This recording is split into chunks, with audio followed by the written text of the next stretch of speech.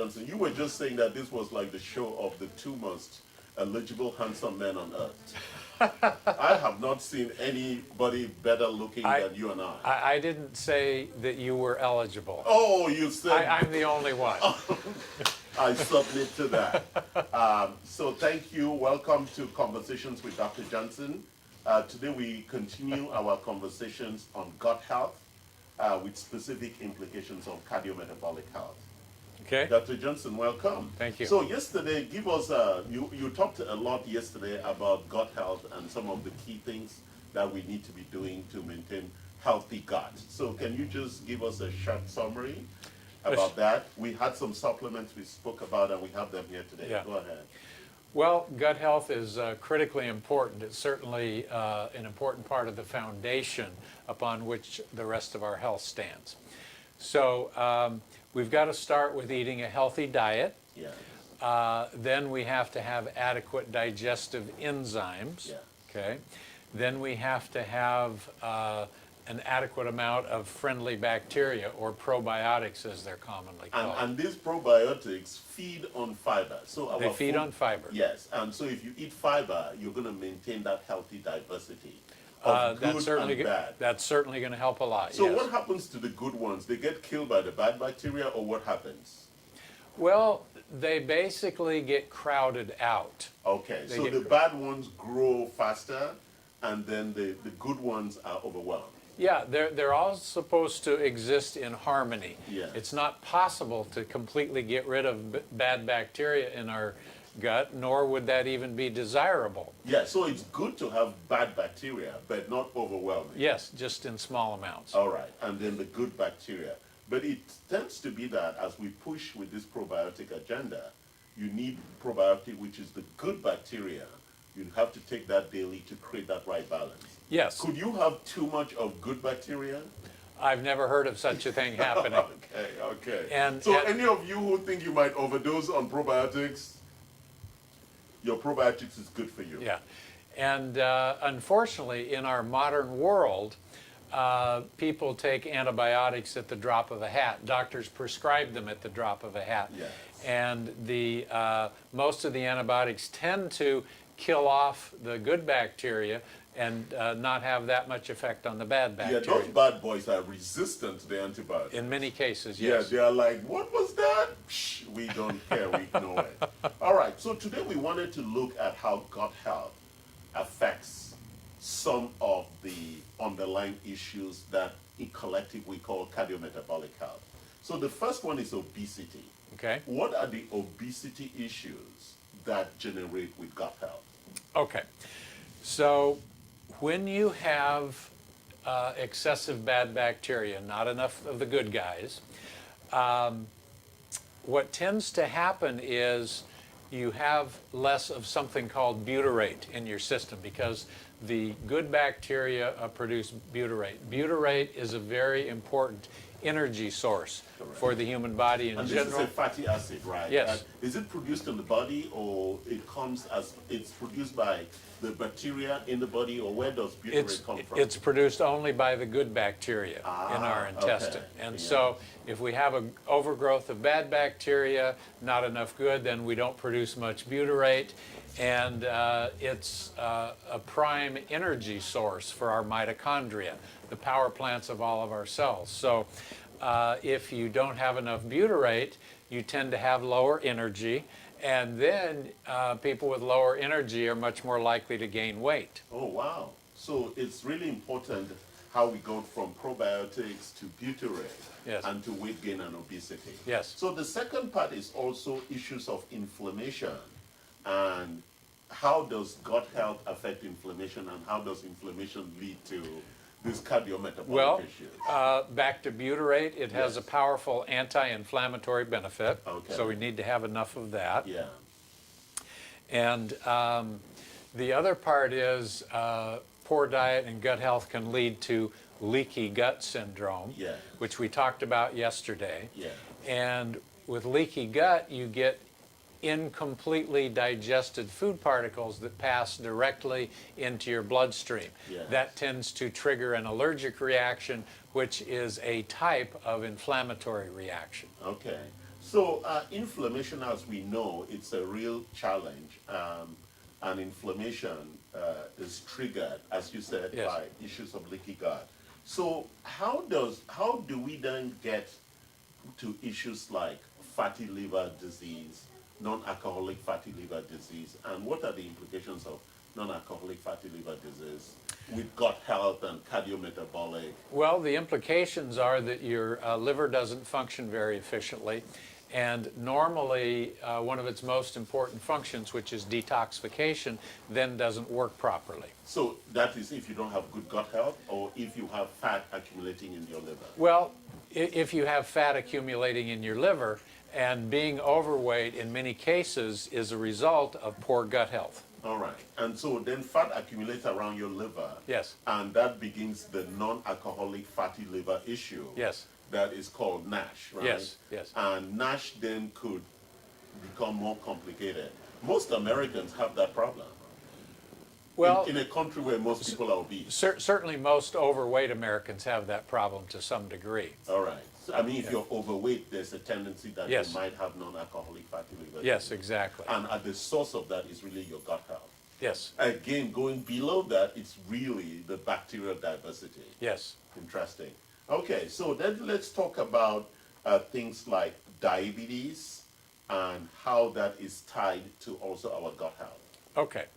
So when people gain weight, Yeah. they almost always develop a condition called insulin resistance. Okay.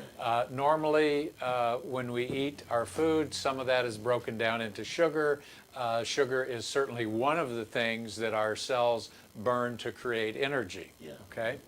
However, when people are gaining weight, the cells tend to become resistant to insulin, and as a response to that, your pancreas puts out more insulin. Yeah. Okay, and more insulin leads to more insulin resistance, and insulin resistance leads to prediabetes, which leads to full-blown Ultimately, to diabetes. Yes. And we're talking about type 2 diabetes? Yes. Because type 1 diabetes is a genetic issue, right? Where people have that insulin Well, problem. there's probably a genetic component, but it seems to be more of an autoimmune disorder, where your body attacks the islet cells in your pancreas where the insulin is produced. Oh, that's type 1 diabetes. Yes, yes. And you said it's beginning to emerge as if it is an autoimmune illness? Because historically we thought type 1 diabetes was like something you were born with. And so you're saying that No. there's new research that indicates that? Yeah, type 1 diabetes usually develops in childhood. Yes. And it's common that it develops after an acute severe viral infection, such as mumps or measles. Yes. Okay. This is new knowledge to me. Okay, well, Very interesting. I'm happy to enlighten you. So do adults have type 1 diabetes too? Well, look, type 1 diabetes causes severe health issues, and so type 1 diabetics, if they don't really stay completely on top of this, Will not get to adulthood.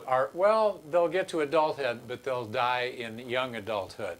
Really? A few years ago, I had a type 1 diabetic in my practice. He was about 30 years old, the nicest guy you'd ever meet. However, he would never follow my recommendations.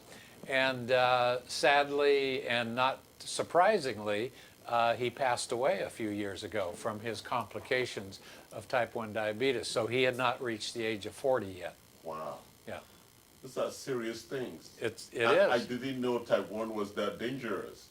And type 2 in itself is really, really dangerous. Diabetes is a very dangerous. Yeah, Go ahead. I would call type 1 much more dangerous than type 2. Yeah. However, type 2 is much more common. Type 2 diabetes is a lifestyle disease. It's a disease of not enough activity, and it's a disease of eating the wrong stuff. The standard American diet triggers weight gain in the vast majority of people, and that leads to insulin resistance, to prediabetes, and then on to full-blown diabetes. But then, you know, the other thing that we never talk about are the end-stage complications of type 2 diabetes. Well, the end-stage complications are things like strokes, Yes. heart attacks, blindness, kidney failure, amputated toes and feet.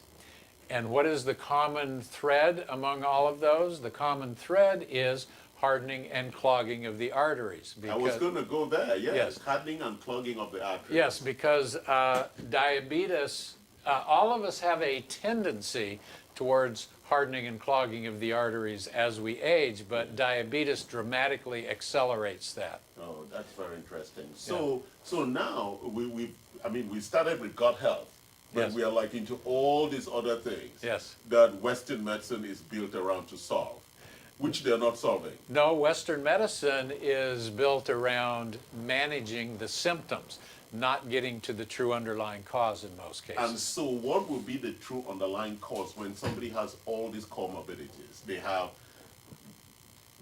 loss of eyesight, they have neuropathy, they have all these issues.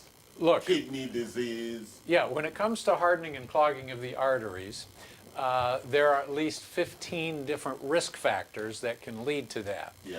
And so that's looking at it in kind of microscopic detail. Yeah. If we want to look at it in more general terms, the big things that cause most medical problems are stress, Yes. present or past, because that leads your adrenals to put out excessive cortisol. And that's the one that money cannot fix, right? Stress.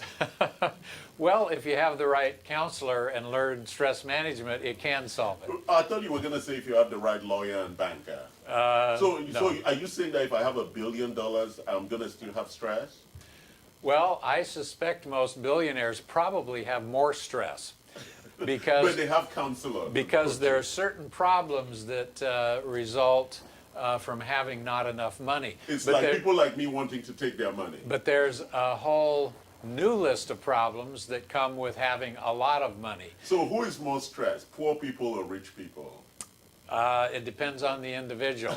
It Okay. depends on I the thought you were individual. going to say poor people, but I think poor Well, people there's have certainly more stress. more poor people than there are billionaires. Certainly a So, lot more. And our data is mostly with the poor people. They have more stress because they have to worry about basic things. Sure. Yeah. And so you spoke about stress. What else? As far as what causes hardening and clogging of the arteries? Yes. Okay, so we have things like diabetes, Yes. obesity, Yes. high blood pressure, smoking, cholesterol, triglycerides, Alcohol. You were hesitating on that because you drink a bit, right? excessive alcohol. Excessive. Okay. But that's not on our primary list. Okay. That's not on It's a our secondary list. Yeah, homocysteine, inflammation in the walls of arteries, high LP little a. There are things like nitric oxide deficiency, So I'm magnesium overwhelmed when I deficiency. hear all these things. It's like I should just die. No, not at all. When patients come to me, I Yeah. consider that I have two jobs. Yeah. One is to address the problems they present to me, Yes. and then the other is to recognize that all human beings have some ticking time bombs internally Yes. that, if not diffused, will eventually lead to some catastrophic health consequence. Rather than a death where you just lie in your bed and die quietly. So, You will die with people trying to bring you back. Right. yeah, clear. Clear. 200 joules clear. Yeah. Right. Yeah, so my job is to identify those ticking time bombs Yeah. and show them how to diffuse those time bombs, which is usually with diet, exercise, certain supplements. Okay. Yeah. So gut health is at the core of Yes. all these other complications. Yes. Yes. And so we need to focus on that and making sure that we're eating the right diet, because every time you say the right diet, people roll their eyes aligned. What is the right diet? So, Dr. Johnson, you are a healthy doctor. Thank you. What is your diet? Okay, so everybody knows, I believe, that when we eat our food, our calories come from three sources, okay? Protein, carbohydrates, fats. So protein is very simple. We should have some protein at every meal, 2 or 3 ounces only. That's a very small amount of protein. That's like 2 eggs. Yes, and it'd be somewhere between half a deck of cards to a full deck of cards in size. Okay. Whether that is beef, whether that is poultry, whether that's fish, whether it's eggs, whether it's beans, poultry, nuts. So you don't go crazy with some Korean barbecue just eating meat. No, no, no. All right. Just a modest amount. Modest amount. Yeah. Okay, that was protein. And it's amazing. Some people eat hardly any protein, which is very bad for us. Yeah. A lot of Americans eat way too much protein. They go to the steakhouse and order the 24-ounce porterhouse. My gosh, that should be 6 to 8 meals worth of protein right there. You eat in one meal. Yeah. So that's protein. Yeah. And Carbohydrates. There are good carbs and there are bad carbs. but you said something amazing the other day about resistant starch. That if you boil rice and keep in the fridge Overnight. the next day it's resistant starch. Well, not 100%, but, Well, but more of we it. get there because already Karen was already freezing most of her rice. Yeah, and that's true of potatoes. Yeah. That's true of pasta. And why resistant starch? Well, resistant starch means that your body doesn't digest it and break it down as it normally does with carbs. Okay. And so the resistant starch passes through your digestive tract, and when it gets to your colon, the friendly bacteria feed off of the resistant starch. In other words, it acts like fiber. Okay. And more fiber is almost always a good thing. Now, please don't anybody go from eating 10 grams of fiber a day to eating 75 grams Of rice. of fiber a day, because your gut will not be healthy with that. It needs to ease into that transition gradually. Wonderful. Okay. And then that was carbohydrates, then fats. Fats, okay. There are good fats and bad fats, okay? And how do we tell which is which? Well, the good fats are the ones that come to us directly from nature with little or no processing. Like pigs, like pork. No, I don't eat pork. I don't believe that pork is fit for human consumption. Oh, wow, that's deep thinking there. And why is that? That's very complicated, and I don't think we have, I think it's beyond the scope I of know today. it comes from your history and things like that. Yeah. Well, part of my family was Muslim, and they don't eat pork because they think the pork eats all kind of crap. So what kind of fats then do you eat? Okay, And what are the sources of that? okay. I eat organic extra virgin coconut oil. How do you know it's extra virgin? The label says so. All right, I thought that they were harvested from virgins. Hilarious. They squeezed virgins and got the coconut oil out. Yeah, I could make a comment here, but I'm going to resist. I know. I was trying to tease that out Yeah, of you. yeah. We get healthy fat from organic grass-fed beef. Okay. We get healthy fat from fish. We get healthy fat from egg yolks. What about things like ghee and... Well, as long as that ghee is made from organic grass-fed butter. butter? Okay. Yes. All right, very interesting. Yeah, but organic grass-fed butter is actually a very healthy fat. Now, all of us have been told that we should stay away from saturated fats. And if we're eating the right saturated fats, not only are they healthy for us, they're actually essential. 50% of our fat intake, and this is very different from advice you'll hear among mainstream dietitians, but 50% of our fat intake should come from healthy saturated fats. Wonderful. So, do you take probiotics Yes, of course. every day or every meal? I can't honestly say I take it every day, but I frequently take it. Do you take digestive enzymes? Again, I can't say that I take it every day, I but, take but them frequently. religiously. Yeah. And what about fiber intake, Doc?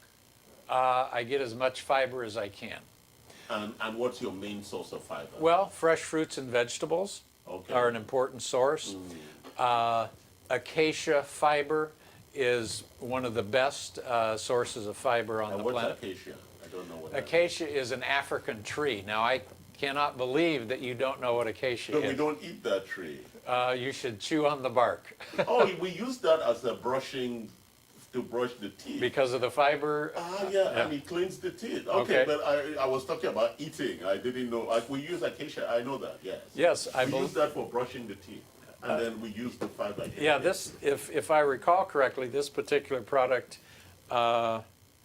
has acacia fiber in it as the primary ingredient. Yes, that's Yeah. a tribe. That's a, Yeah. a prebiotic Yes. of the fiber product. Yeah, so all fibers are, well, most fibers are prebiotics to some extent. Yes. And the soluble fibers, as opposed to the insoluble, the soluble fibers are much stronger as a prebiotic. A lot of people, a lot of our patients, when they begin and they start with the pre and the probiotics, tend to have like running stomach or dysentery and tend to stop because they think that's a bad thing. Is that something you've encountered in Well, practice? those people need to back off and then gradually go back to it more gradually, All right. because the gut is a creature of habit. Yeah. If you're eating a horrible diet with very little fiber, that's what your gut is used to. And if you make a sudden change, it's not going to be happy. Just as the couch potato shouldn't go to the gym and try to bench press 200 pounds on his first day. And have a problem It's with going to be that. a shock to the system, or he's going to drop the bar and break his neck. Exactly. Yeah. Well, as usual, Dr. Johnson, thank you You're for welcome. a very interesting conversation about gut health and cardiometabolic impact. My pleasure. So thank you for joining us. Tomorrow we'll have another session with Dr. Johnson on gut health, and we'll be looking at other implications in terms of neurological issues and how that's connected to our gut, especially leaky gut. Thank you. We discovered some jewels today with some of the things you said about type 1 diabetes and how dangerous that was. So guys, stay healthy. Thank you again, Dr. Johnson. My And pleasure. Thank you for joining us. Like us, love us, don't hate us. And send your questions and comments, and we'll answer them online when we're next on. Thank you.